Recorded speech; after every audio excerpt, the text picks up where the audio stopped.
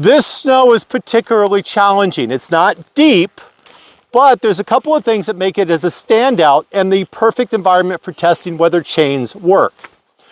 First of all, we do have an incline. It's not a severe incline, but it's definitely an incline.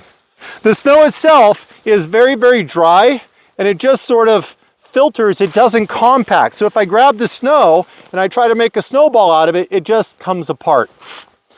Underneath the snow is all wet, this gooey mud and clay. So if you do break through the snow and you get underneath it, what you end up with is this slimy mud that also becomes a lubricant. The perfect environment to really go, will chains work on a motorcycle? So my local riding partner, Nick, and I went out yesterday and wanted to spend some time in the snow. I've spent a fair bit of time riding in snow. I've used snow studs and tires, but yesterday kind of caught both of us off guard. The snow was very dry, it was very powdery, and we had, well, let's just say we didn't make it very far. But we did go prepared. Along the way, Nick, before we left, we did buy studs, but it turns out there was nothing to dive into. There was no compact snow, it was all very loose. Studs weren't gonna make a difference. And Nick had purchased off of Amazon some zip-tied traction devices that you can zip tie around the tire, and because they're plastic, we're not gonna damage the spokes in the rim. And we gave those a try.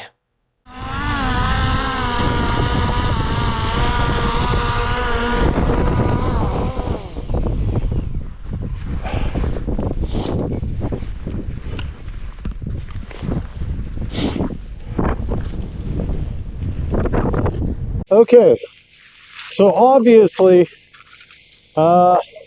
just having knobby tires, and no matter how much air we have or don't have, we're not getting up this. Nope. Certainly, and we're barely on an incline. Yeah. So we're gonna go ahead and try these. These are a zip tie, and they're designed to go around the tire to give traction. We're gonna see if these things actually work. About to find out. Excellent. So there's a grip section, and the idea is you're supposed to put that on the traction side or the knobby side, and then you just zip tie them on. It's just that simple. And we're going to see if they work. They only go so tight. Wait, oh, that one just broke. Oh, Amazon specials. All right, well, if they break installing, we'll see if they last trying to get up the hill. How much were these, Nick? They were about 20 bucks. About 20 bucks, and how many do you get? I think you get about 12. And they're one-time use? We'll see. Are they supposed, do they have a release on them? Yeah, these things are so cheap. That thing's breaking. Alright. They're not supposed to have a release. Give it a try, though. I don't know if the tap's breaking. I know it's not the coldest place in the world, but I'm going to tell you right now, for riding a bike, let's just say my bike was built in Italy. They did not intend for it to be in cold weather.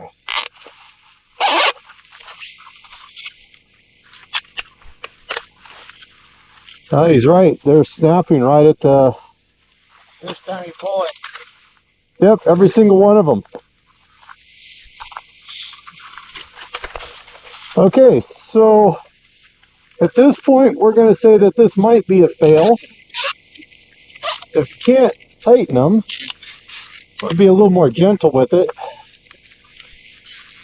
But if they're breaking on the install, that might be a problem.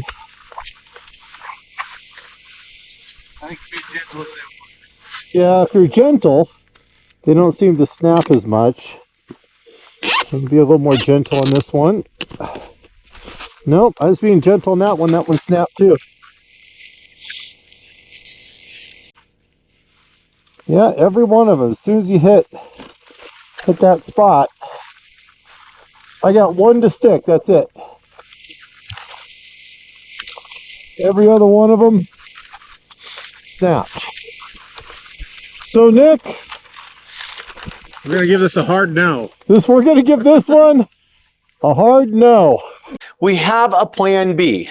I picked up a roll of chain. I picked up some heavy-duty zip ties. I picked up some stainless steel cable ties, but I'm a little concerned about these because I really don't want to damage my rim. And of course, I picked up a tool for cutting my chain. The plan here is really simple.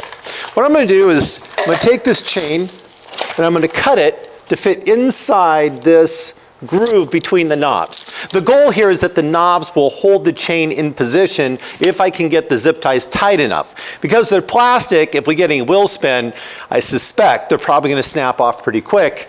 I don't know. Nick and I have never done this before. But I'm hoping that because it's in the tire itself that the knobs between, or the gap between the knobs here is going to hold that chain in place.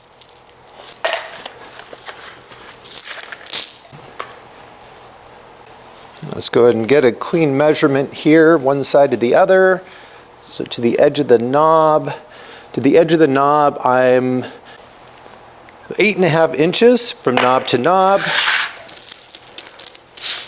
Line this up, and if I'm going to do this, I'm going to run a little short instead of wide. I think that could be a better purchase. That's going to put me right. So we'll start on this one. I cut this one here. I figure I'll cut it long the first time. I'll measure it, and then I'll trim it if I need to after that.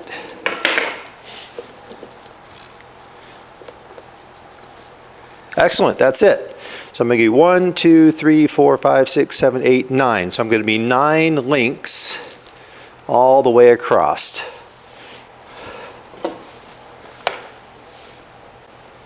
Now, theoretically, if this works, this is something that we could do if we were on the road and could get to a hardware store. But this would also be something you would only use in heavy or deep snow. Nick and I have established, without any doubt whatsoever, that we're not going to make it up this hill unless we have our chains or something else. Let's go and get our stuff out, get started here, see if this works. Zip ties, white to match the snow. And I have a white Ducati, so you got to stay styling. And chains.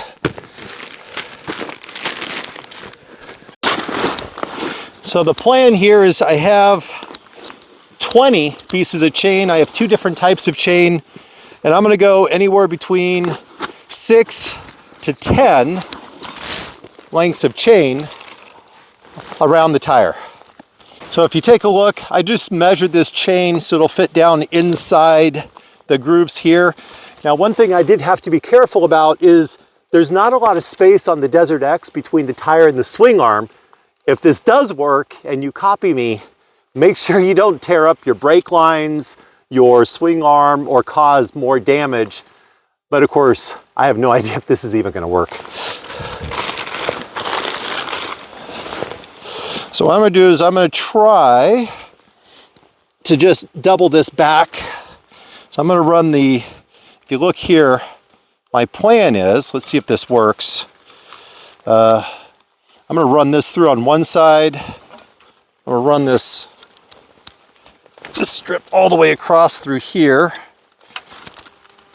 And then I'm going to run it through the other side. And then I'm going to double that back up over the top and hope I have enough length. Oh, excellent. There we go. That actually, come on, tighten up. We got this. There we go. Perfect. Now, I was worried these were going to be too long. These are 2 feet. These are 24 inches. And 24 inches seems to be a good size. So here's one.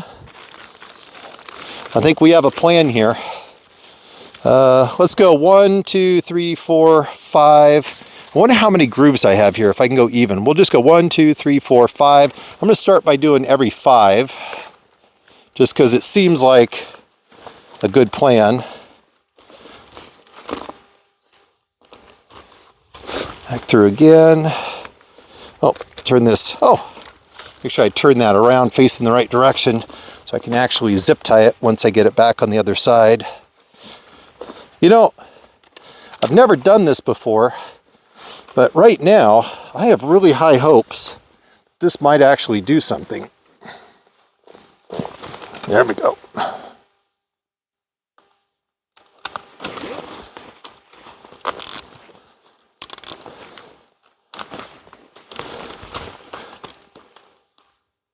Nice. Now I'm going to shift these just left so I don't hit my chain guard.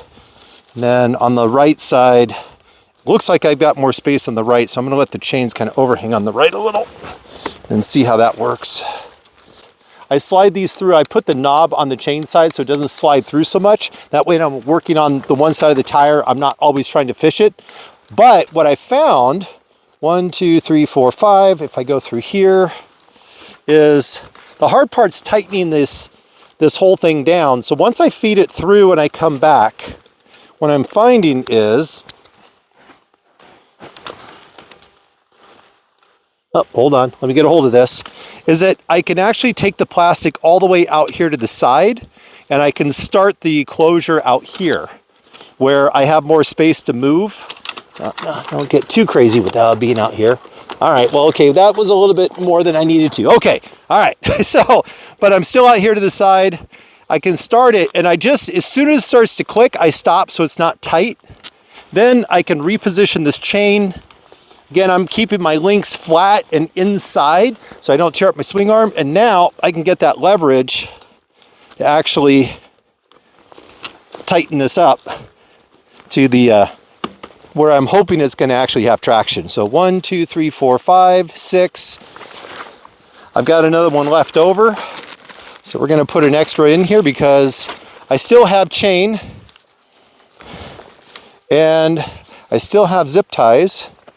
And I really, really want this to work because, and so I'm thinking the more prep I do up front, the better my chances are of getting this to work the first time. Also, this is all plastic, right? And right now, it may not look it, but as we rode in here, it was 14 degrees Fahrenheit. So that means the plastic is pretty brittle just because it's so cold. And I'm afraid that the more pressure we have, obviously, the more we spread out the load on different sections, the less likely we are to have a failure. Or if we do have failures, the hope is that they'll be minimal. Okay, let's, we're gonna give this a try and let's get Nick's bike set up.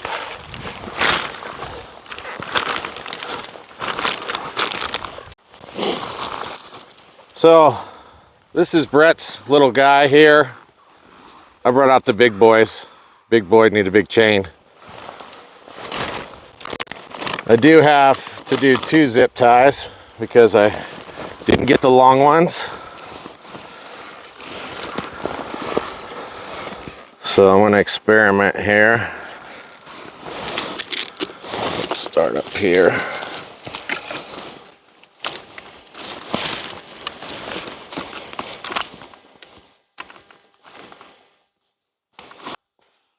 So what'd you do?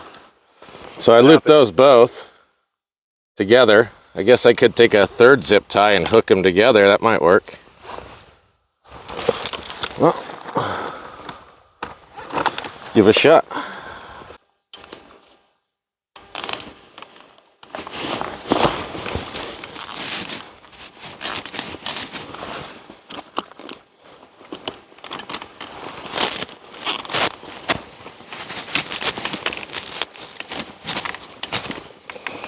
We have a whole mess of zip ties hanging out here, but we can trim those off. I brought a tool for that, Nick. We can trim those off. the goal is to keep the chain off the rim. We're pretty snug there.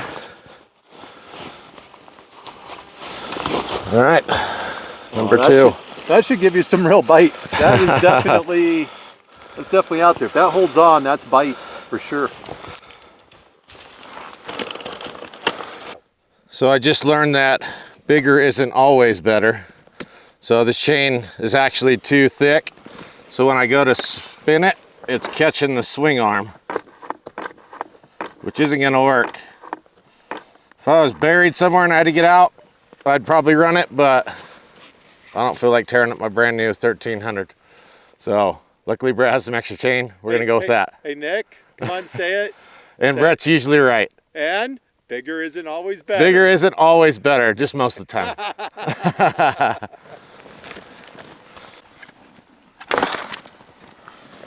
Yeah, that would have tore my swing arm apart.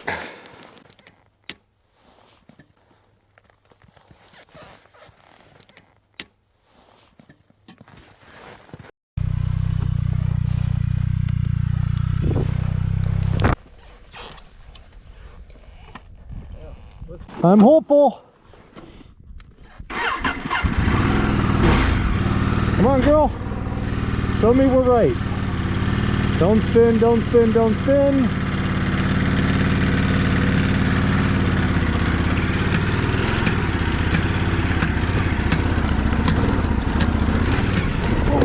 Woo-hoo. Hold on.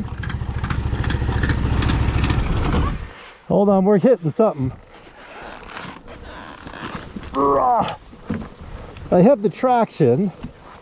Just want to make sure we're not hitting anything critical. Yeah, I think it's the zip ties hitting that chain guard. If the zip ties were good.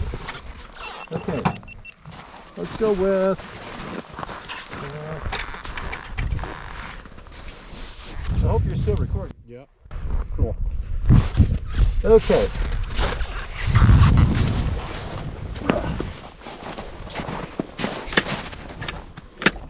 Okay.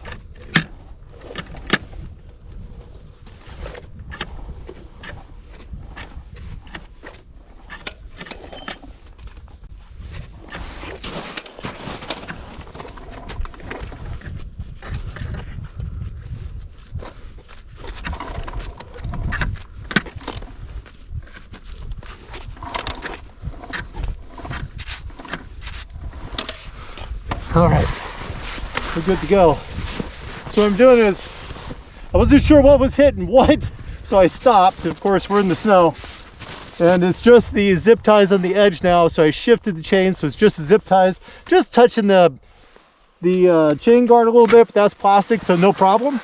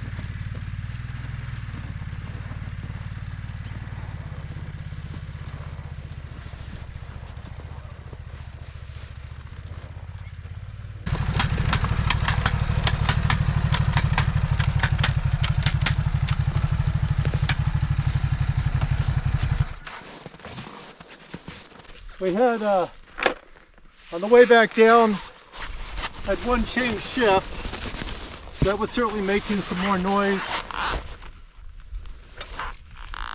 I can tighten that one up. So we'll just tighten that one up. And I didn't lose any chains. We couldn't even get onto the hill. I was able to make it all the way up, although not having traction on the front was rough. But hot damn, that's a win. All right, Nick, you're up.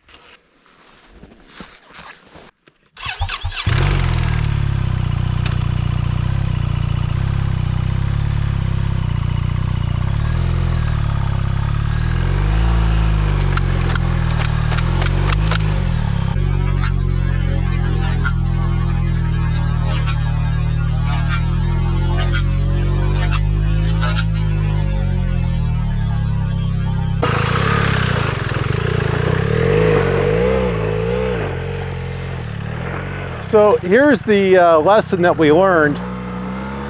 Nick needs to work on his clutch control. So because these chains are all being held on by zip ties and plastic, if you start spinning the tire, especially if you grab any traction down into the dirt, things like that, you're just gonna rip those chains clean off the tires. And one of the advantages I had over Nick in keeping my chain intact on the bike was I was running a Kenda Big Block, and the Big Block runs a pretty straight channel all the way across on the tread pattern, which means when the chain lays in there, it nestles inside of the tread. So when I pull it down tight, it's cradled and protected by the tread on both sides, and I can get it really tight. Something like the Shinko 805 or Shinko 805 here does the same thing, where it's a very straight pattern that goes all the way across. If you're considering doing this, or if it's part of your plan, looking at the tread pattern might make a difference between success and failure. Now what Nick had was something similar to the Heidenau Ranger here, and the Ranger has a U shape in its tread pattern, which means that the chain either lays on top of the tread or it has to be angled to stay down inside. The problem with that angle is that as soon as it slips or moves, it gets rolled out. You just can't get the same tension onto the chain. If you're thinking of doing this, tires might be the difference between success and failure. It worked, and it worked well. There's absolutely no way I could have made it up this hill had we not had chains on the bikes, or I didn't have chains on the back of mine. But definitely you have to have very good clutch control so you don't just rip them off. You know, keep it smooth, keep it steady, don't spin that tire, or else it's all for naught and you got to start all over again. Thanks for watching the channel. Thanks for joining Nick and I on this little adventure. Wasn't quite an ADV lesson, but it was certainly a lot of fun doing it. Thanks guys, I'll see you on the next video.